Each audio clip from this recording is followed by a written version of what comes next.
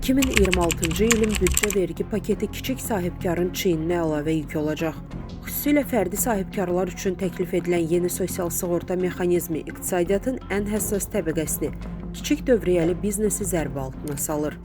Global Info xəbər verir ki, bu fikirləri deputat Rayzin Nurullayev deyib.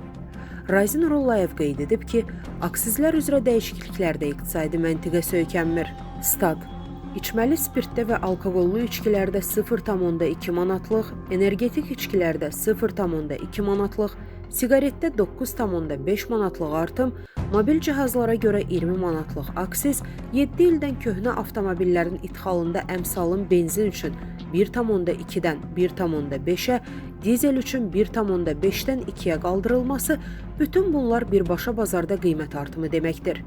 İnflyasiyanın yüksək olduğu bir dövrdə belə addımların atılması vətəndaşın cibinə ciddi təsir edəcək addımdır. Təqdim olunan sənəd iqtisadi fəallığı gücləndirmir, əksinə fəallığa təzyiq göstərir. Biz bu formada qəbul olunan layihənin ölkə üzrə minlərlə kiçik biznesi bağlayacağını, regionlarda tənəzzülü dərinləşdirəcəyini və vergi daxil olmalarını azaldacağını güman edirik.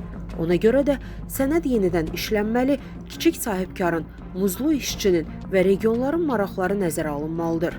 Büdcə layihəsinə müsbət səs verdim, amma bu şərtlər daxilində sözgedən dəyişikliyin lehinə səs verməyəcəm. Statın sonu. Əziz izləyicilər, xəbərlərdən məlumat əldə etmək üçün kanalımıza abunə ola bilərsiniz.